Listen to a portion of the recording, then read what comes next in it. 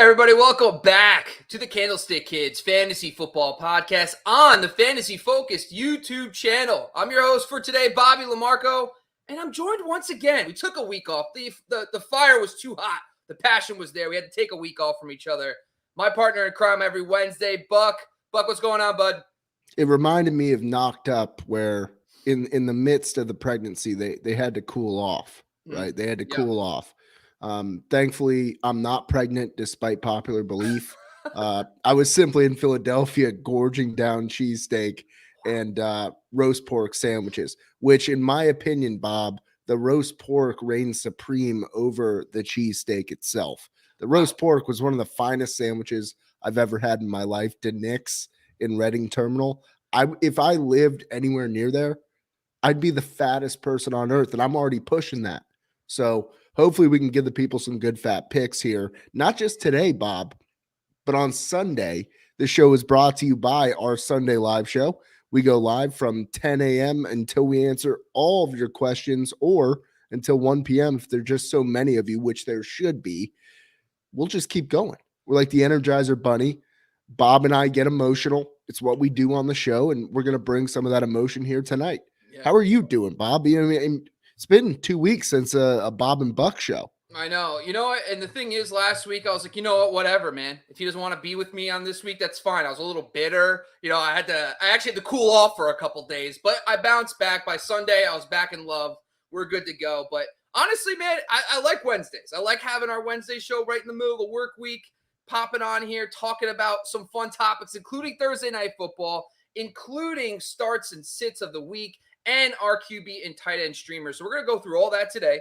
Before we do, we want to make sure everyone's following us across the board on Twitter, Facebook, Instagram, across the board. Make sure you're following the guys on Fantasy Focused, us, myself, and Sky at Candlestick Kids Fantasy Football Podcast, or TCK Pod, myself at Fantasy Football X Factor on Instagram, and also all our Twitter handles. As you see on the screen, you can see here, at Sky Gawasco, at Fantasy Focus. So make sure you guys are rate and review where you can on our videos. If you're hearing us on the audio side, make sure you're joining us on that Sunday live show, because we always like to remind everyone we're super excited to announce our Sunday live shows are actually sponsored by one of our new partners. It's Good Sports. And Good Sports is a charity that gives sporting equipment to underprivileged communities to allow young kids and youth to play sports. So we're super excited. We're donating 10% of all the donations that come through the Super Chat or the TCK Pod Venmo account when you get your start sit questions to Good Sports. So we're super excited about that relationship, and we're really going to look forward to it. Third week in a row. We got a lot of good traction last week. We're hoping to continue that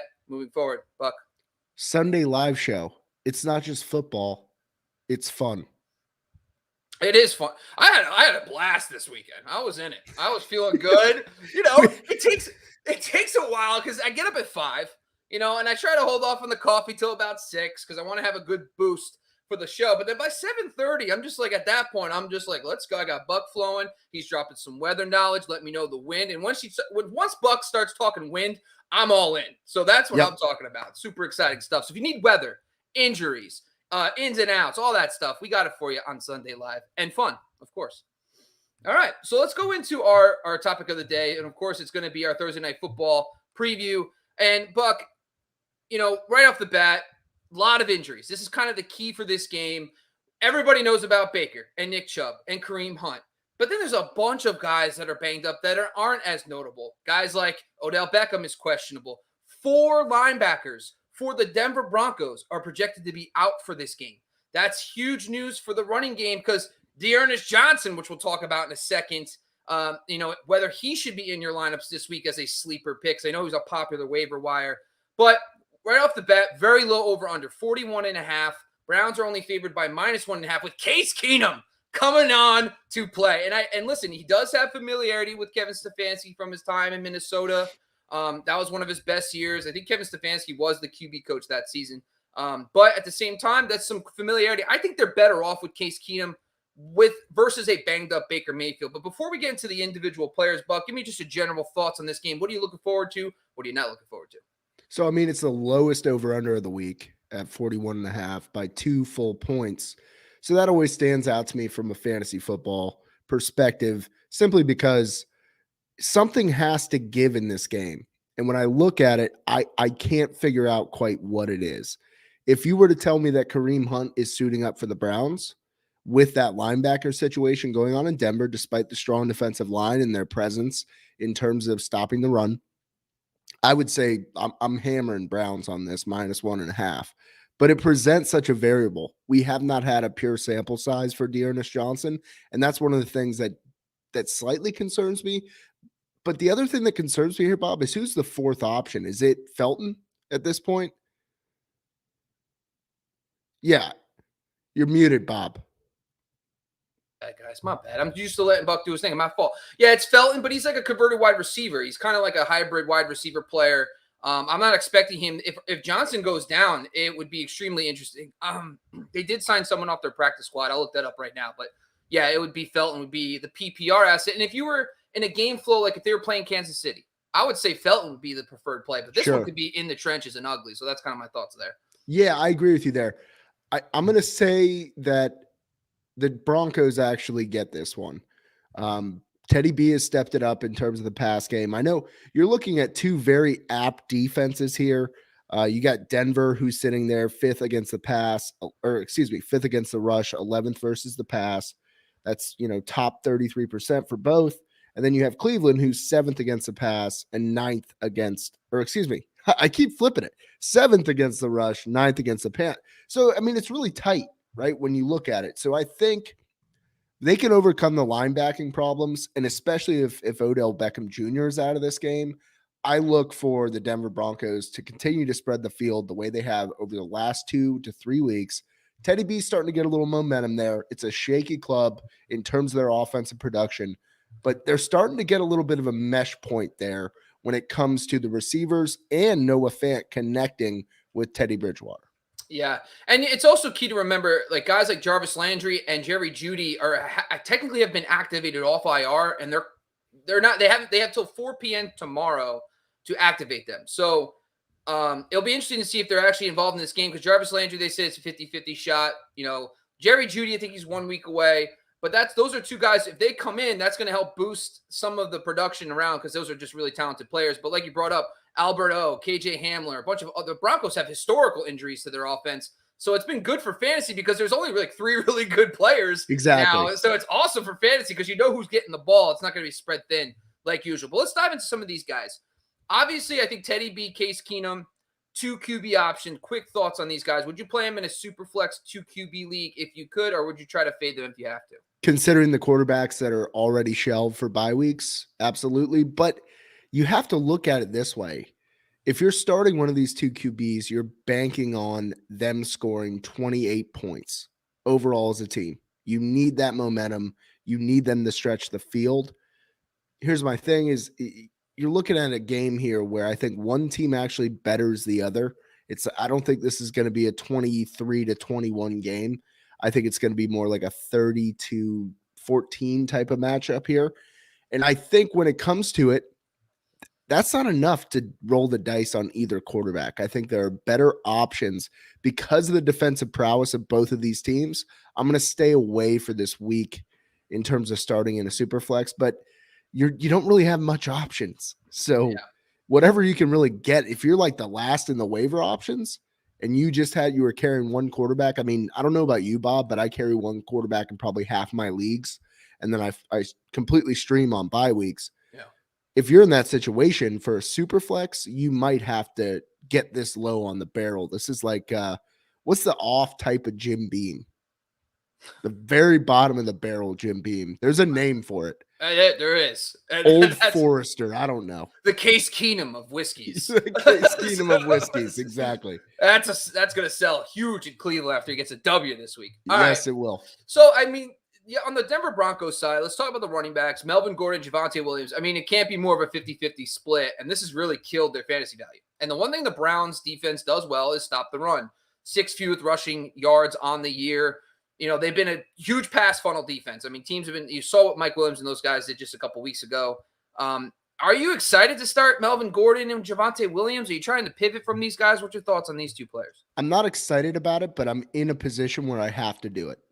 I think anybody who owns either of these players, listen, you're getting flex from these 2 players. But for a flex option, I think they've been good considering they're both getting an equal share, and they're both producing to a certain extent, which is more than you can say about some of the coin flips that we've had with other options for a flex.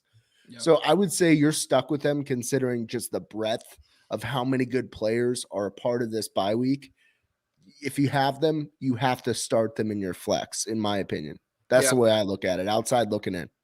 Now let's talk about a guy on the other side at the running back position, Ernest Johnson, and he's kind of like the hot waiver wire. He's like the necessity guy, basically with Hunt and out, and also Nick Chubb out. The matchup: Denver Broncos run defense is sprung and leak. We just talked about the 4 linebackers out. That's good news for the run game. This, from just an offensive line metric standpoint, in my analysis, they're a top 10 matchup. So it's good news for Johnson. So I guess my quick question is Johnson or the Broncos running backs to start? Which one would you rather have? You're looking at one of two things. You're looking at a little bit more in terms of the touch count for a guy like Ernest Johnson, but it's unproven. Yep. And both Williams and Melvin Gordon have proved that they can be somewhat productive. We don't know that about Ernest Johnson yet, but stacking up on the other side of that ball, it seems like anybody could get inserted in there. Put me in there. I probably run a 5.9 40, but it don't matter. Just let me get in there and run the football. I'll topple over any nickel back that you try to put in there as your linebacker. Just try to get in front of the train track, see what happens. I'm starting him just because if I'm in a situation where I need a win, meaning I'm 2-4, and I have to get that win to get back into playoff consideration, I want to go for the higher upside. Yeah. And I think considering the factors at play here, Ernest Johnson provides that for anybody that was willing to pick him up this week off waivers, because that's where he came from, the streets. Yeah, two things. First off, I would love in a zone blocking scheme. You're one cut. I can see hitting that hole hard. That I can see that all day. Patience. I had one touchdown in my youth career. I was 8 years old. Nice. Played defensive tackle my whole life, but you better believe I scored that teddy. Attaboy. And the other thing is about the Ernest Johnson thing is I actually have Melvin Gordon in one league. Got a couple guys on bye, and I'm sitting there looking at Johnson and Gordon, and I'm thinking favors Johnson, unproven. It just seems like they're eating each other. It's not enough volume. I mean, 10 carries a week. If they don't get a touchdown, they get you maybe 3 receptions, 2 receptions. Not a lot of love there. And this game could get ugly. If Teddy B's foot is bad and he's not mobile, he got crushed last weekend, and he's on a short week. If he's not mobile, this could be a 17-20 game, not really great for either side. But I get what you're saying. But let's do a quick in and out. Johnson was picked up. I'm going to do a quick in and out. I'm going to say a name. You just tell me which one you're going to pick, Johnson or other guy. Johnson or James Conner versus Houston? Conner. Miles Sanders versus the Raiders? I'm going to go upside with Johnson. Carter versus New England? I'm going to go upside with Johnson. Myles Gaskin versus Atlanta? Atlanta's kind of sneaky. I believe more in the Browns rush attack. I'll go Johnson there. Okay. Yeah, that's good. I think that'll be helpful. Those are the guys in the 20 to 24 range, believe it or not, because of all the bye weeks, which is crazy. I mean, it's wild. Yeah, that's wild. I know. I thought I was going to be going deep, and I looked at the names 20 to 25, and I'm like, oh, no, I'm going to use these. These are good. So, yeah. All right, let's jump to the wide receiver position. Let's talk Cortland Sutton and Tim Patrick. Listen, the Browns have been bad. They've been banged up in the secondary. Denzel Ward in and out of the lineup.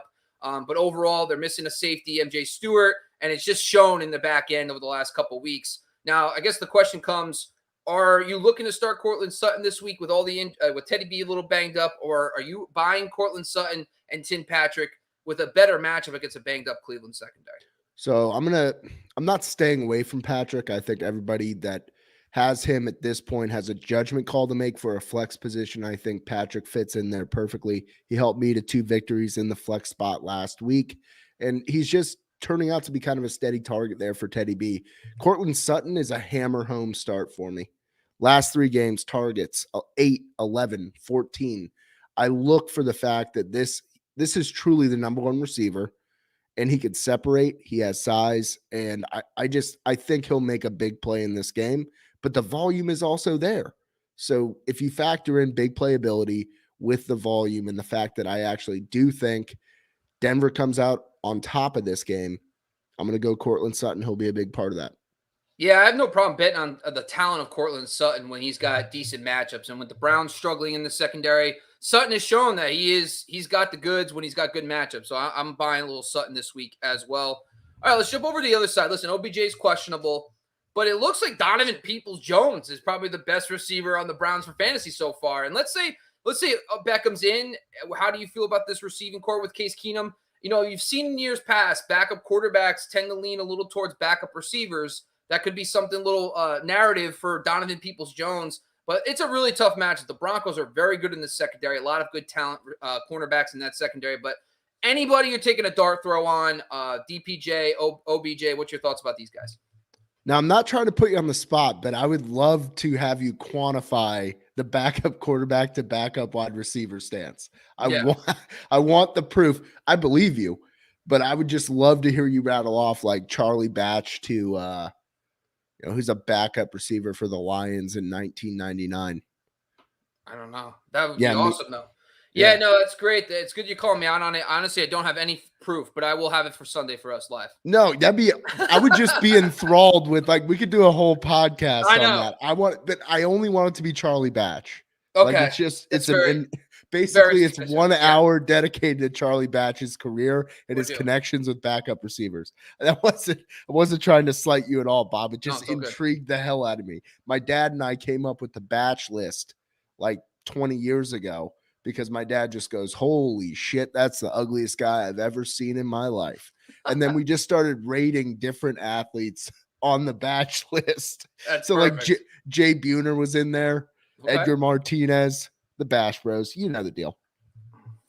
What was the question again? I'm just kidding. All right. Odell, DPJ, no, Landry, if he plays, what's your thoughts? So I don't think OBJ plays. I'm just judging this based off of previous experience as an Odell Beckham Jr. believer. I don't think he's going to play in this, especially with the short week. Like, that's the one thing that jumps out to me. So without him, obviously Keenum will need to lean on somebody that could easily be Donovan Peoples-Jones. I think he's a good pickup, but I wouldn't bank. I think we're just having like recency bias when it comes to him. Like, big week, 2 touchdowns, numbers off the board, probably won you your week if you had the balls to put him in there. But the fact remains, like, I don't believe in Donovan Peoples-Jones. So I don't know who's going to step up to catch passes on that Browns team. And that's I already assume that OBJ won't be in there. So I'm looking at this as a Denver win, and Cleveland is just going to have a hard time moving the football. Okay. So the tight end, I think Noah Fant probably is the one guy that I feel probably the most confident about. No, Alvaro being out, we've seen his entire snap share increase. We've seen his target share explode with the injuries to Hamler and Judy. He's just become more a necessity as a receiver. And the Browns are not an intimidating matchup anyway against the tight end. I think Noah Fant's a slam dunk. Do you agree, disagree? Yeah, no, I agree. I would love to have the reverse Oreo here or just like a triple stack sandwich because his targets went 10, 4, 11 last 3 games. I'd rather have like a 10, 7, 11. Okay. Yeah. No, it makes sense. I'm a big, I watch the trends, big stock guy. So I got to watch the trends here. I'm not liking the topsy-turvy action on this bad boy because I don't think it's going to the moon anytime soon. However, 2 touchdowns in that time frame in those higher targeted games. And the fact remains, I don't trust Noah Fant, but I'm starting to become like acquaintances with the man. Yeah. You're just like, you're not friends, but you'll say hi to him at a party if you see him, and you're not going to have a full-blown conversation, but you'll be respectful. I'll give him 6 minutes at a party. That's not, I'll bill him for 0.1 hours. I get 7 to 9 right now, and I've dedicated a lot of time to you. So this is I'm a little pissed off. I don't know if we can continue at this point. All right, anyway. So I think the last thing we're going to talk about quickly is the defenses, because we do think this could, like you brought up, key here, lowest point over under of the week by 2 points. That means the defenses, Vegas is saying defenses are going to be a huge part in this game. Broncos and the Browns have both had their moments. The Browns have really struggled the last 2 weeks, but just a couple weeks ago, they lit up Justin Fields, and they had like a bunch of sacks, and they can get pressure on the quarterback when they have some type of coverage. So I guess my thought is, what's your 2 thoughts on these 2 defenses? Are you starting them? And we'll do a quick in and out after you're done with your analysis on these 2 guys. I'm fine starting either defense. I don't know what to make this game. I think it could be extremely sloppy both ways. I think maybe one team takes the upper hand and rides with it. So I'm willing to risk it for this week just because of the strength overall. Denver, a bit negotiable when it comes to the injury situation there, but Cleveland's in the same boat.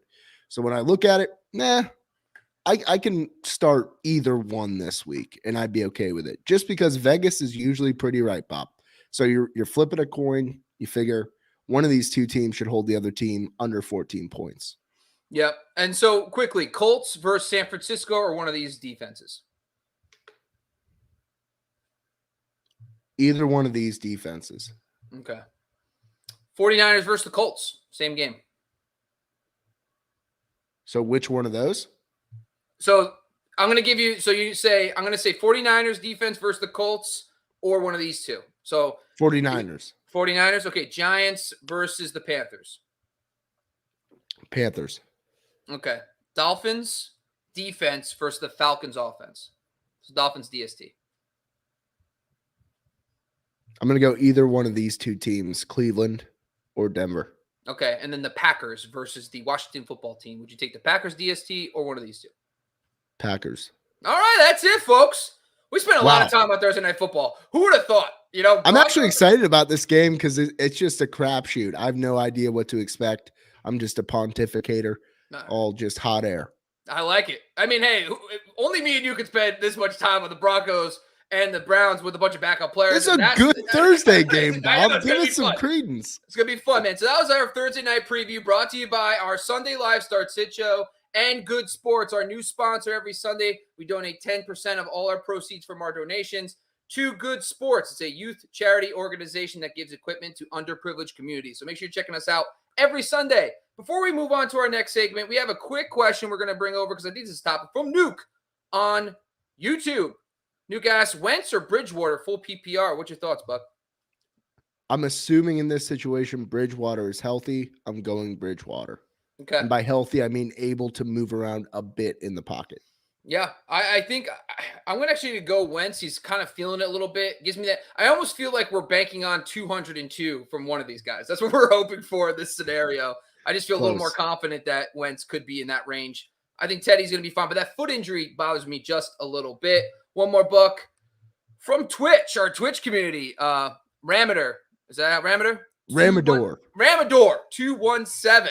Should I trade Dalton Schultz, AJ Green, and Pascal for Lockett? Of course, Lockett dealing with the Geno Smith situation. Doesn't seem like they're vibing. What's your thoughts here, Buck? Yeah, I think you're giving away a little bit too much. You saw Green with a TD. That was sweet. Green has been good. Like at this point, we have to just forget about his last couple of years. Like he's doing good, and he plays with one of the best quarterbacks in football, and he's on the field constantly. Dalton Schultz go ahead. He's good. First, Schultz is very good. Oh yeah. And then when I look at this, you're getting a Geno Smith-led offense for at least the next 2 weeks, probably 3 in my estimation here.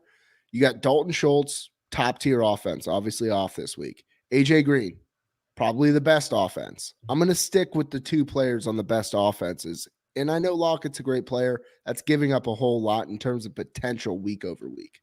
I think the only caveat here is if I was 6-0 and I have like a stud, I have a Waller, a Kelsey, and I don't need a tight end, and I just want Lockett for my stretch run, I could see that. I'll be like, you know what? Here, take these guys. I'll take Lockett on, and I'll have Lockett for weeks 12 through 17 this year, and I'll have him with Russell Wilson. So that's one way to look at it. So if you're like 6-0, 5-1, and you want to just buy the futures, go ahead. But anything else, I agree 100% with Buck. All right, Ramador, he followed up. Hold on. Should he keep Dawson, Knox, or Dalton Schultz? Well, Knox broke his hand, so I don't know if he can trade him. Yeah, he's out. Yeah. Knox is going to be out for at least he's got a bye week this week. He has a shot at playing next week. If you could trade Knox, go ahead. I don't want to tight end with a broken hand. He's not going to be good for a couple weeks. Blocking, use your hands. Catching the football, you use your hands. So I think we're a good 4 weeks away from the Dawson Knox assance. Yeah, and that's just math, people. Using your hands. Let's get it going. All right, we're going to jump into now why we're here. The real reason why we're here is our positional starts and sits of the week, which is brought to you by one of our new sponsors, CareFactor. CareFactor is one of our brand new sponsors. We're going to be right back after this quick commercial break by Care Factor. Hey TCK Potters and Fantasy Focus community, are you looking for options for hair loss? There are many options out there for treating it. However, most products treat the cause, such as DHT, and don't do much to support the growth of new and stronger hair. It's like removing harmful weeds from your lawn, but not doing much to fertilize the grass. That's why the Fantasy Focus and TCK team has partnered with Care Factor. Care Factor saw this problem and focused their research on finding just the right combination of biosynthetic growth factors and an innovative delivery system to promote fuller, stronger looking hair. So whether you're a listener who suffers from various forms of alopecia or even stress-related hair loss, the Care Factor treatment is the perfect scalp-friendly solution that can help and influence stronger and healthy hair throughout all stages of the hair life cycle. And now, exclusively for TCK listeners, use the promo code TCK at checkout to get 15% off all products at shop.mycarefactor.com. That's shop.mycarefactor.com. Care Factor, skincare for hair. That's our latest sponsor, Care Factor. So when your fantasy team is down 50 and you're losing your mind, your hair's falling out because you're so stressed, don't worry about it. We got you taken care of. Use Care Factor. They're going to help you grow that hair right back. You'll be right back on your feet for Monday. All right, Buck. Positional start sits of the week. Like we always do, we talk a little bit about one guy to fade, one guy to buy. We're changing things up just a little bit. I think this is going to be more helpful for our listeners. Instead of looking at the expert consensus rankings, we're just going to look at what are the people doing? Are they starting these guys? So we're going to look at people that are started in over 50% of leagues to fade, and guys under that typically aren't started that you can actually start this week. So, Buck, let's start with the quarterbacks. Let's start with a player that you're fading this week. So which quarterback are you fading that's usually started in over 50% of leagues? It's Tom Brady this week. Tom Brady, he's a damn good quarterback. He's throwing the ball over 40 times a game on average. But when it comes to Brady on this one, I just think this is going to be a game flow dictated by the Buccaneers. I think they get out to an early lead. I think Lenny Fournette plays a big role. Gio Bernard even plays a little bit of a role in the run game. We saw Ronnie Jones getting back. Not Ronnie Jones. I'm thinking back to like 2006 there, Bob. Ronald Jones is going to get in that mix a little bit too. So I just feel like Buccaneers game flow. This is the week to sit Brady, in my opinion. Bears are pretty staunch against the pass game. So I'm going to sit Brady in terms of one of the higher percentage starters for this week. And I would opt for a couple of different options, which we'll go over here shortly.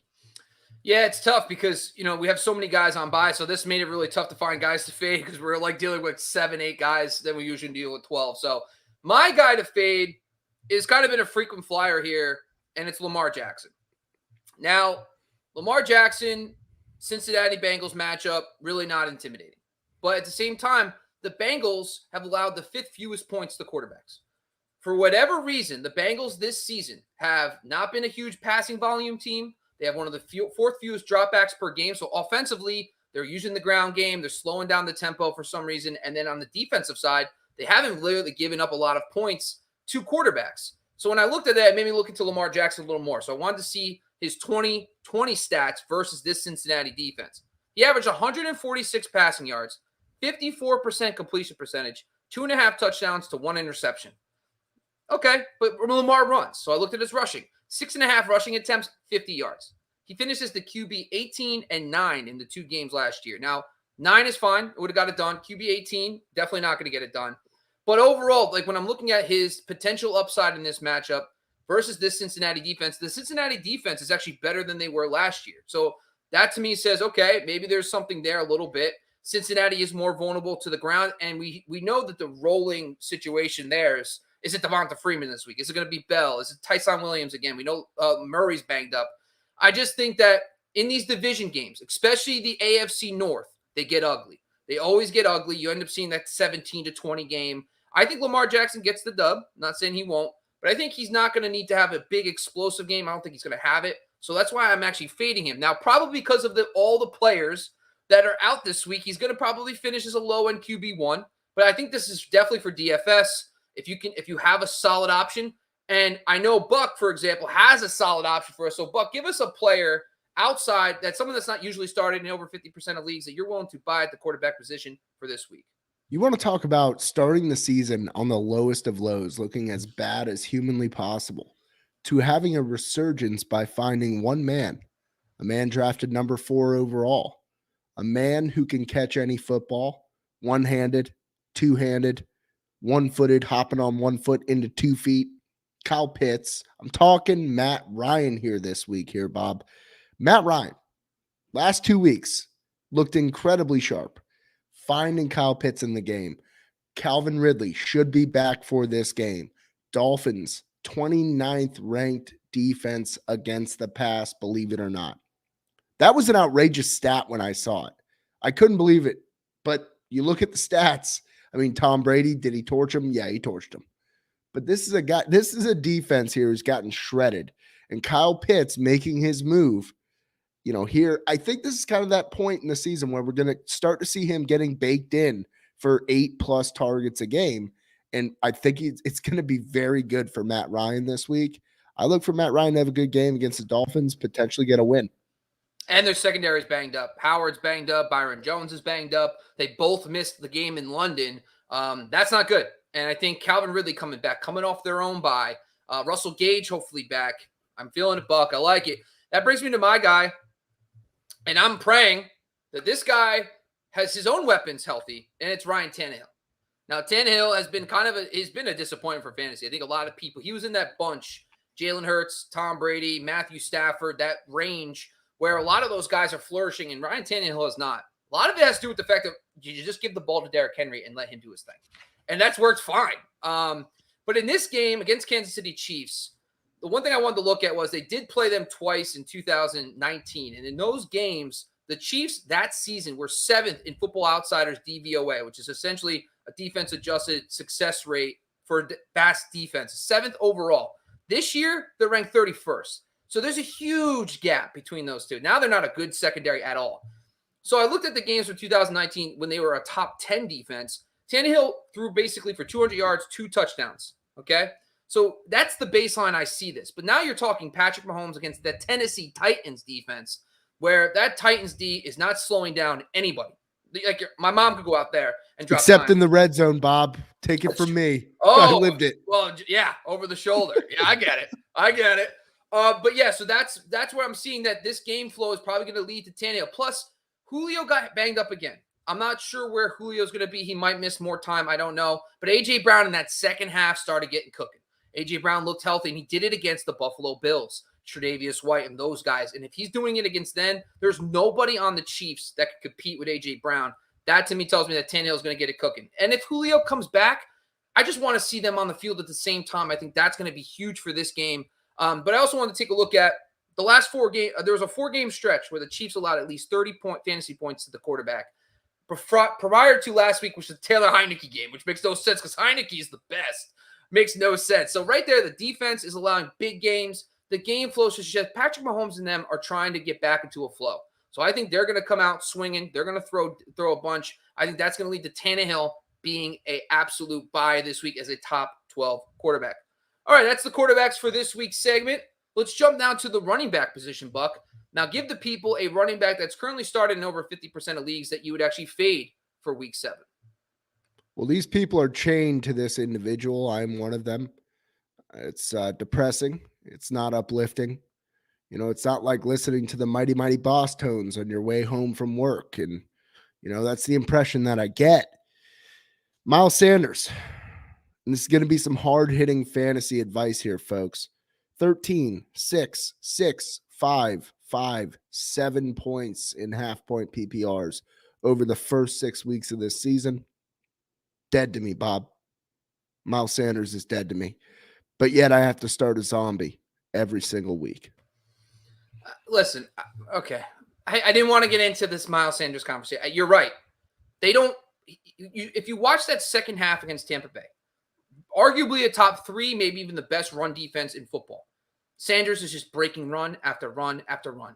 For some reason, the Philadelphia Eagles don't think it's a good idea to give this guy 15 carries a game. So I think it's less about the player. It's more about what the offense is doing. They just abandon the run so quickly. And it's always Jalen Hurts in the fourth quarter, it seems like, just racking up fantasy points because they're down double digits or whatever. And they're just not. So I get it. Miles Sanders definitely not a good play. I agree. I'm frustrated because like I like Miles Sanders and you watch him make plays, but then it's like he gets one carry in the first half, and you're like, how many? no. Do you think that? Do you think Jalen Hurts leads the league in passes from the right hat, like beyond the right hash? He's never in the pocket. He's always along the sidelines chucking it. It's incredible. You're giving me a lot of hard assignments. First, I got to look up Charlie Batch stats. Now I got to look up Jalen Hurts beyond the right hash throw attempts. At this point, Buck, I'm not going to have the time. You know, I just go to the Hall of Fame website to pull up Chuck Batch's stats. Attaboy. All right, let's jump into my QB to my running back to fade this week. It's going to be Joe Mixon. Coming off that big game against Detroit, when you look at versus expectation, the Detroit Lions are the best matchup for any running back, and Joe Mixon delivered, and he was big time.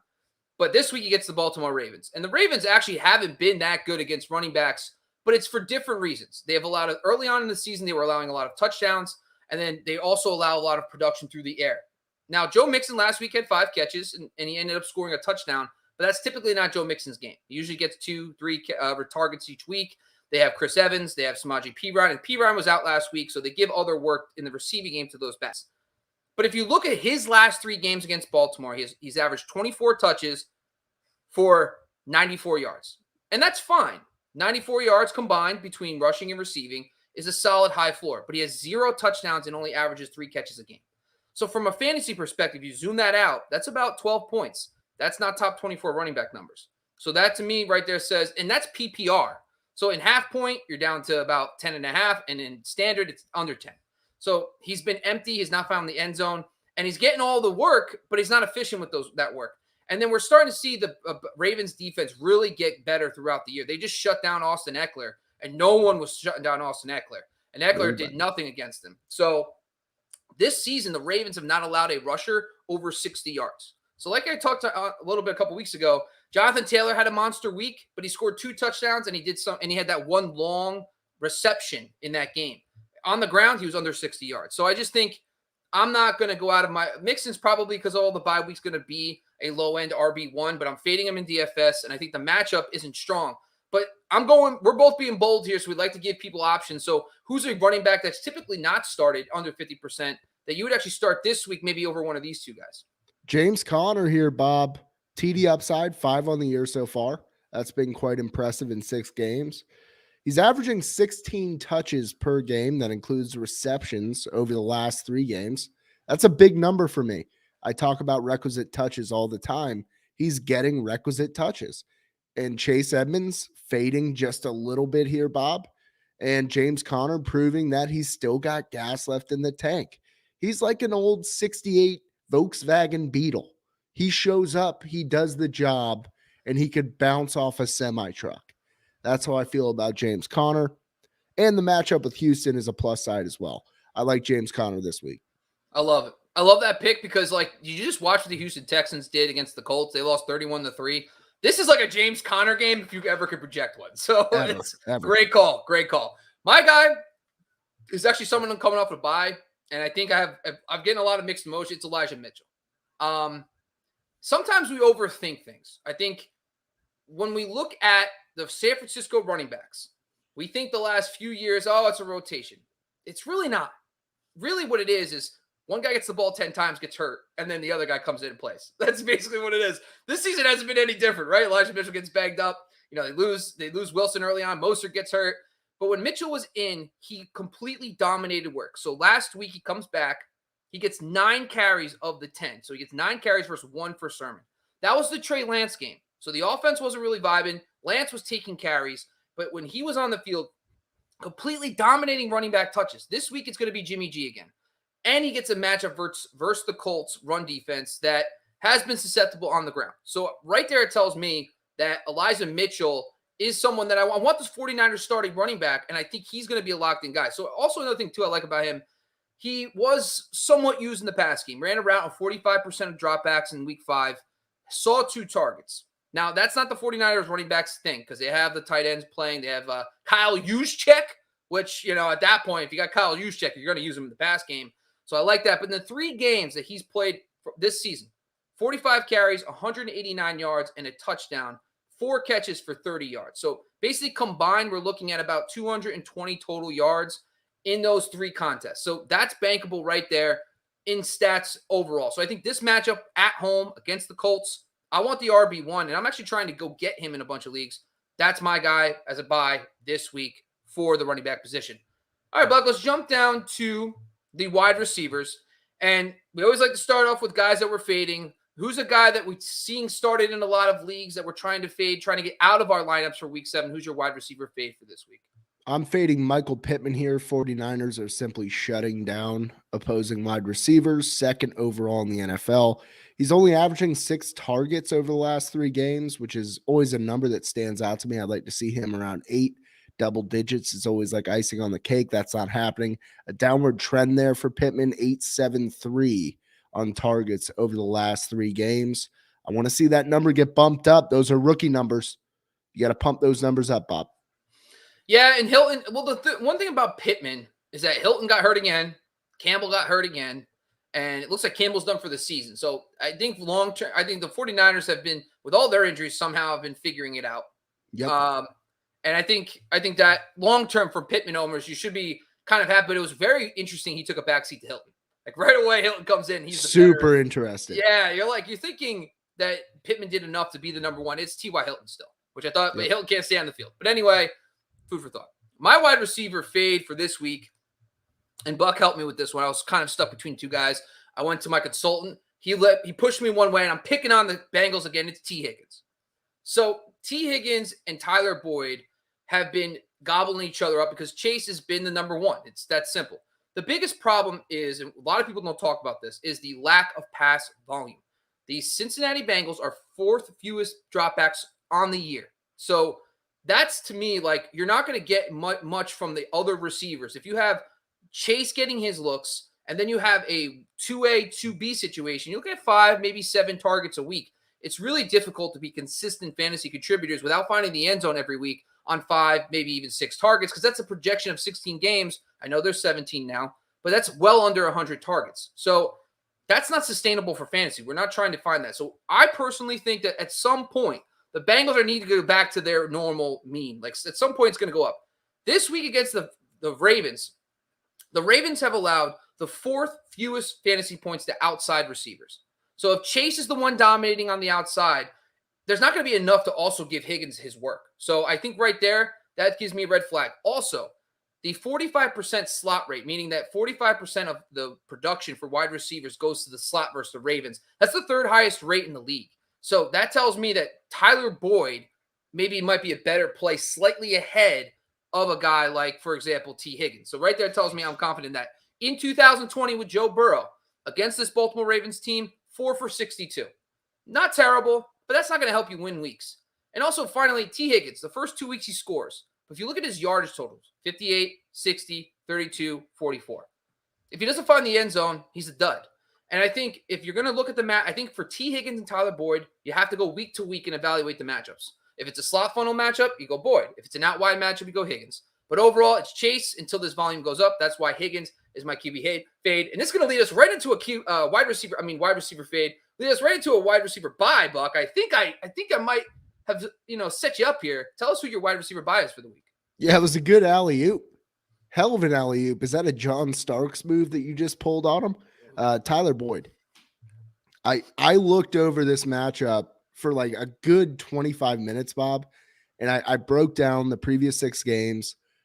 Yeah, the slot's a problem for the Ravens. That's where they're susceptible. So I'm going to go with Tyler Boyd here. You had a couple of key standouts here in terms of talent levels where they were highly productive as slot men against this defense. You had Hunter Renfrow going out for 6 and 70. Khalif Raymond, Bob, 6 for 68. So if you take the talent of Tyler Boyd, you factor this in with a quarterback in Joe Burrow, still got the throat contusion going on, but he's out there still trying to sling it. Throat contusion can't slow this down. I think Tyler Boyd actually gets a touchdown this game. I think he'll be utilized near the red zone. I think it'll actually be a good week for Tyler Boyd. And this comes after me spiting him live on the live show on Sunday. I had to do it. Yeah. No, listen, I'm glad, Buck. This is why I could be boys with you, Buck, because you're a guy that says, you know what, one day, Boyd, I'm not feeling you. I'm gonna tell you, but things change. Now I'm feeling you. I'm the same way with. We were right on Mike Williams last week, by the way. We were all dead right. Boom. Sky was trying to tell us we're psychopaths, and we're like, Sky, just trust us once in a while. Trust the numbers. Trust the gut. Trust the gut and the numbers. When the gut and the numbers tell you the same thing, come on, 2 + 2 = You got Gumbers. You got Gumbers. Hashtag you got Gumbers on every video. It's Gumbers. Got it. That's when people know it's real. Yeah, I like it. We got to do a Gumbers play of the week now. For each position. That's going to be next week's show. All right, my guy is someone that we have to take a step back and realize, and kind of over my shoulder gives a little hint to what my guy's going to be. It's Sterling Shepard. I don't think we realize Sterling Shepard is this year's Deontay Johnson. And what I mean by that is all he does is get ridiculous amount of targets. 9, 10, 14. That's insane number of targets every single week. Galladay's banged up. Kadarius Toney's out. Darius Slayton's dealing with a hamstring. There's just no weapons. And last week he plays against Jalen Ramsey and the Rams. The guy sees 14 targets in that game. The Rams game was a disaster. Trust me, I'm a Giants fan. I watched the whole thing. It was a disaster. And I actually you don't even realize how good Shepard's doing until you actually look at the numbers after the game. It doesn't look like it on the field. He just gets targets, gets a chunk here, gets a chunk there. And at this point, I'm starting to think like this guy is going to give you a high floor every single week. And then when he finally scores, he can definitely be a top 12 wide receiver because he's getting double-digit targets. There's not a lot of guys in the NFL that consistently get you 9 to 14 targets a week. And at this point, completely unheralded, by the way. It's not, and Shepard does, and it's started from last year, but the biggest key for Shepard is he plays the slot now. This is his role. This is where he needs to be. For years, he was kicked outside because of Golden Tate. They didn't know what to do with him. He wasn't as good on the outside, but in the slot, he's dominated. And Matt Harmon's reception perception, he talked about Sterling Shepard and how he's good against man-to-man coverage. And listen, the Panthers, I think defensively, early on in the season were inflated. Their stats were really good because they played really bad opponents. Last week, they got exposed by a lot. Like Christian Kirk, all those guys did well against them. So I'm buying Sterling Shepard. Follow the freaking numbers, people. Like follow the numbers, and Guy will give you Buck will give you some gut.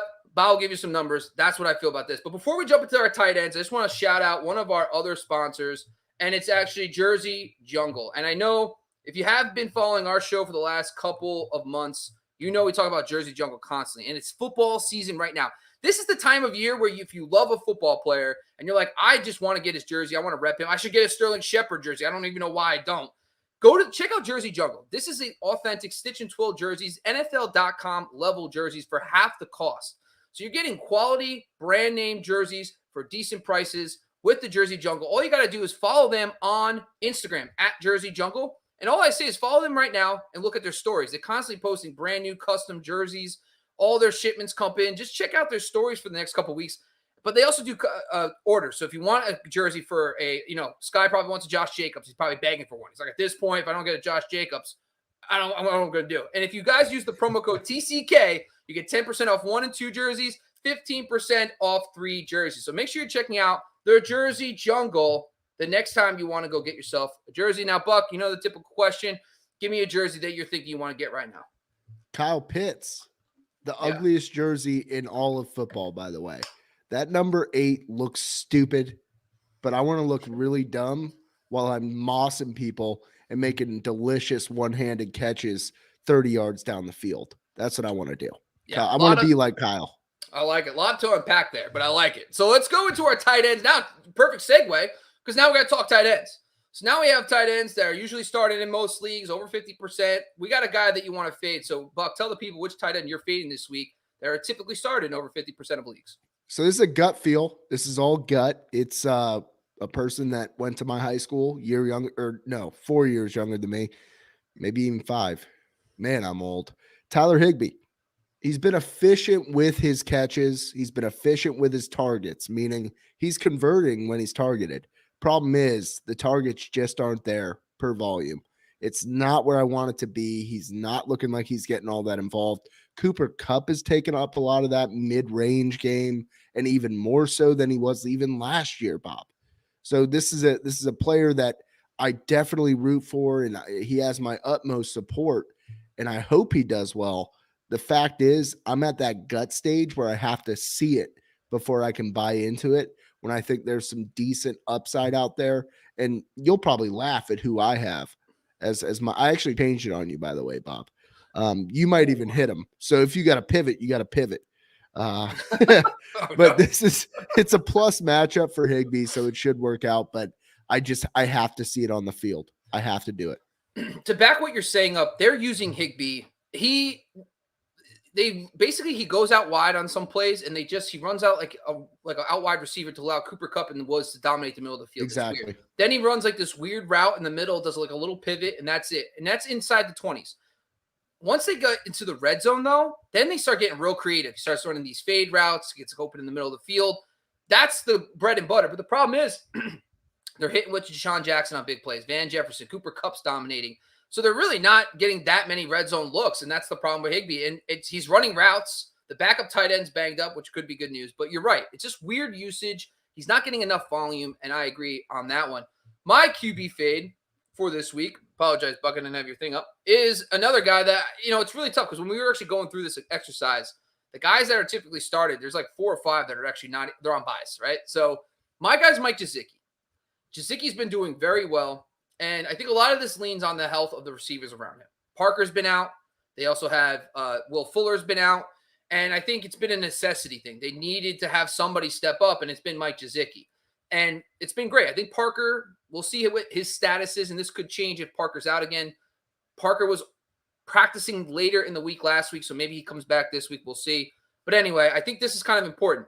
The Falcons this season, early on in the year, looked like they were getting exposed by tight ends. They let up a touchdown to Goddard, 2 to Rob Gronkowski. But once you start take away the tight end touchdowns, they really have been strong against tight ends. So they haven't allowed a single tight end to go over 42 yards on the year. And they face some decent guys, like I talked about, Goddard, Rob Gronkowski, who have had bigger games in the yardage reception categories. The Falcons held them down. The problem was these guys were just catching touchdowns. Now, Gesicki, for what it's worth, yeah, of course he can score, but he hasn't really been a dominant touchdown scorer in his career. So I think from my perspective, if you're banking on Gesicki to get you 7 for 60, like he usually did last week, 11 targets, if Parker's back especially, I think you might be back in that 5 range for, 40, which is fine for the tight end position. But I think I could find higher upside guys, and I know you got one for me. Well, I don't know anymore. I thought I do. You told me, but now I'm going to find out. So tell me who's your guy that you're willing to start that's typically not started in 50% of leagues. Give me a tight end you're willing to buy this week. I pivoted, Bob, so I can go on to something else if you have this fella. Okay. Mo Alley Cox. I don't. All right, perfect. So Mo Alley Cox, I originally had Bob Tunyon here. With Bob Tunyon, there's zero volume, but you just think it's like a volcano about to erupt. But I took a deeper dive. I went a little bit lower in the rankings. I went to Mo Alley Cox. And what I arrived at is, while he definitely has more target volume than Bob Tunyon does over the last 3 games. I look at 3 game sample sizes, by the way, Bob. I don't know if you do. So over the last 3 games, Tunyon has been involved 1-1-1. That's a total of 3 over 3 games. It's not good enough. And then you go to a guy like Mo Alley Cox, who's doing a lot with his limited reception count. And that's when I'm taking a dart throw at a tight end, I want whoever's going to do the most with whatever it is they get. Cause we're a bunch of hyenas in the plains, right? We're just scrapping. We're trying to get that rib meat. We're trying hard. We might not quite get there. We might get like that little piece of cartilage right in between your ankle bones. You know what I'm saying? But that we're going to live with it, but we could get that rib meat. Mo Alley Cox is the rib meat. So like we just brought up earlier, Paris Campbell out, T.Y. Hilton out. In the week 2 game that they actually had these guys out together, I had to write a column about this earlier in the week, so it's interesting you brought this up. Jack Doyle, they actually used him as the main tight end, and he had a nice week. But we've seen a shift over the last couple of weeks to Mo Alley Cox. And Mo Alley Cox is getting the more targets. He's getting the higher usage from a production standpoint. So it's interesting that you say this, because I was thinking in my head, it would make a lot of sense to get Mo Alley Cox out there, But it was Jack Doyle got the production. They're going to need the tight ends to produce. I like this call because I was literally thinking about this yesterday. So that's interesting you said that. I like that call. My guy, thank God you didn't take him, is one of our fan favorites. Big SeaWorld guy. It's Ricky Seals-Jones. Oh. Now, RSJ last week comes through in the clutch for us, gets in the end zone, 4 for 58 and 1. Fantastic game. That second on the team in routes, but he was the main slot receiver. His usage is insane. He was basically used as a receiver. The other thing with this offense is Curtis Samuel's banged up. Terry McLaurin had a hamstring injury coming into the game. Cam Sims is banged up. De'Ami Brown just came back. They have so many banged up players in the receiving core that even Antonio Gibson shin. So it's really just a bunch of guys around him. Logan Thomas, of course, being out. He's really shown that he could produce. He's getting a decent amount of work. This week's matchup is fine. It's good. He's going to be able to get some pass volume there. He's playing the Green Bay Packers. The Packers and Aaron Rodgers and company are going to be able to put up points against that Washington team who hasn't been able to stop anybody this year, which is the biggest surprise of the year is the Washington football team is not good, defensively at least. And I think that for me right there, I can see Aaron Rodgers, Javonte Adams going off. And I think that's going to lead to a lot of volume. And the Packers have been very susceptible to tight ends this season. They're actually third in my new tight end point metric, my crazy lab mess over there, tight end metric I have. They're third in points allowed in that metric that I have. So I like Ricky Seals-Jones as a guy you can play again. So I'm really excited and high on him. Well, Buck, that's basically our start sits for today. Now, before we go, we like to be flexible. We understand that some of the guys we talk about might not be available. So we like to take a deeper dive. So we look at guys maybe 20 to 10% owned, much deeper leagues. Couple guys I'm going to throw at you, and you let me know your thoughts. And you give us your pick of the week. For quarterback streamers, Justin Fields seems to be owned in a lot of leagues, but for single QB leagues, he's actually owned in less than 20% of Yahoo leagues, which is interesting. He's playing against Tampa Bay. Now, Tampa Bay, I know Tom Brady's one of your fades, so maybe you think it's going to be a closer game, more defensive game, but we've seen a lot of teams have to throw against Tampa Bay. So Justin Fields is one. Tua Tagovailoa, maybe all the Deshaun Watson noise gets in his head, I don't know, but he's got a decent matchup this week as well. And then finally, Jimmy G versus the Colts.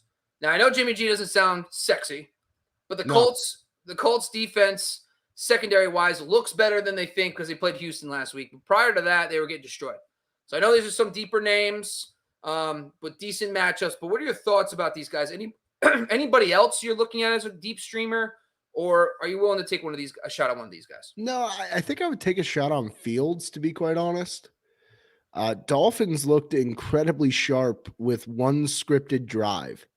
And I like that you faded Gesicki as well, because Gesicki was like the paramount feature of that scripted drive where they looked beautiful. But once Tua has to start thinking on his own and everything's going on the fly on the cusp, it's not working too well. With Fields, I just think with a little bit more experience, he's going against a very susceptible secondary, and he can run the football. He can run it incredibly well. And I think hopefully, this is a big hope and a huge ask from Matt Nagy. Hopefully, Matt Nagy can go out there and actually let the guy cook, Bob. Just let him do his thing, because they are way overmatched in this game. So when push comes to shove, I think the Buccaneers I don't think it's going to be that close. I'm fading Brady for game flow here. I think Brady gets his to open up, but Lenny Fournette is coming out of his shell. I think this could be a situation where we get a good performance here out of Justin Fields. It sounds like he was a really shy kid. Lenny's finally coming. It's good to see his personality come through, shining through. I like that. That's good stuff. I have a couple tight end streamers as well. We know that, a lot of bye weeks this week, tough for some fantasy owners. We want to talk some tight end streamers. We have Evan Ingram against Carolina. With all the injuries to the wide receiver position for the Giants, Evan Ingram's getting a lot of work. Cole Kmet finally had some showing last week, playing against Tampa Bay. Last week, Cole Kmet, 4 receptions, 49 yards, not too bad. But this week it's Tampa, all that pass volume, who knows? And then the last guy is O.J. Howard. Rob Gronkowski out. He looked really good. 6 receptions, 49 yards, and a touchdown for O.J. Howard last week. Again, now this week against Chicago, a little bit tougher matchup. What are your thoughts on these 3 tight end streamers? I would love to see Evan Ingram come out and be a focal point. I think those days are over. OJ Howard on the other hand showed me enough last week. I want to see OJ Howard get his looks. God, it stinks with Gronk out, but really at this stage, the Buccaneers, they will be a playoff team. They might even shelve him for the rest of the year. So this might even be a little audition to get OJ Howard out there. And when I say rest of the year, I mean, I think until like week 12, possibly, just to make sure they're getting Gronk because they need Gronk for those playoffs. But let's say he gets hurt again. It's a good dress rehearsal for OJ Howard. And in this game, I think he's going to play a little bit of a role. I'd like to roll the dice on him. He's a hell of an athlete. And what he showed me last week was enough to bank on at least some productivity this week. Yeah, OJ Howard, man. I mean, first round pick. He really looked the part a couple years ago. Then Bruce Arians comes in and new offense didn't really click. And then he gets really hurt and it's been tough ever since. But yeah, I like OJ Howard as a dart throw. The thing about Ingram, he's on the field all the time, but he just doesn't do anything. Like, it's super weird. He's like leading the team in routes, but he gets like 5 targets, 3 receptions, 24 yards. You're just like, all right, uninspiring, but decent matchup this week. Thought I'd throw that in. All right, but before we go, I want to answer some questions for the people. We have a couple questions here about, running back streamers from J-Man2142. Double it up too. J-Man twice. Should I be worried about Alex Collins' hip this week? Buck, I personally, I'm not. I think reports are good, but the question comes, he's playing the Saints. Now, even if he's healthy, are you excited to play him against a really tough New Orleans run defense? I think it's a situation where if you're playing Alex Collins, you obviously already have running back issues, and then you factor in the bye weeks, you got to play him. You have to play what you have this week. Otherwise, they are pure dart throws. If Collins plays, I look for him to have 12 plus touches. That's enough to warrant a start with the rags that we have left out there in terms of the waiver wire. So yeah, I'm gonna go with Collins, unless J-Man. I think waivers are probably over by now. Hopefully you picked up Ernest Johnson, because I would start Ernest Johnson over Alex Collins this week. Okay. Yeah, I mean, that's pretty interesting because we didn't bring up Alex Collins in that segment, but we have a little bit of hope for our low-end RB2 numbers for Ernest Johnson with all the injuries to the Broncos defensive backs. All right, folks, listen, that's all we got for today. This was episode 400 and something crazy by Sky of the Candlestick Kids Fantasy Football Podcast. We've been jumping on since August on the fantasy-focused YouTube channel. Buck, it's been a pleasure working with you over the last couple of weeks. We always like to remind everyone, please make sure you're joining us every Sunday live from 10 a.m. to 1 p.m. Eastern for our Sunday Live Start Sit Show, which is brought to you by Good Sports. Good Sports is a youth charity organization that gives equipment to youth organizations to help kids play sports in underprivileged communities. If every 10% of all our donations on the super chat function on YouTube through our TC Keepod Venmo, any donation you get for a Start Sit question, 10% goes to a really good cause. Before we go, Buck, any other thoughts, comments, questions, or concerns before we head out? No, I got a book recommendation. It's an old book. There's a film coming out on Friday, Dune. If you haven't read Dune, I would highly recommend reading Dune before you watch the film. Now, I haven't seen the film, but I have read the book. I'm just saying, with it coming out, big recommend on reading Dune, Bob. Have you ever read Dune? No. Do you like reading? No.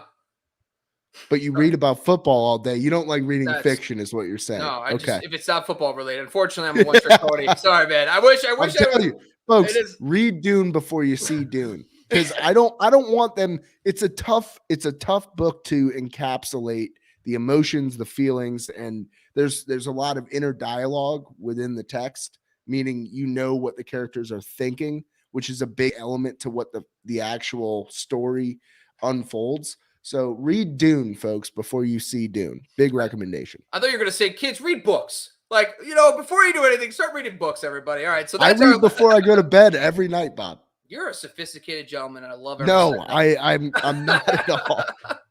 Book, he can read, he can cook. God, he can talk about football. What can't this man do? We love you, Buck. Appreciate you another. And once again, guys, all our episodes on the Candlestick Kids Fantasy Football Podcast is brought to you by BetOnline AG and is on the Believe Podcast Network. Make sure you're checking out all our videos on the Fantasy Focus Network YouTube channel and also streamed on the Fantasy Football Network. I'm your host, Bobby Lamarco. I was brought to you with my co-host Buck for today. We appreciate you guys. We'll see you next week and also on Sunday Live.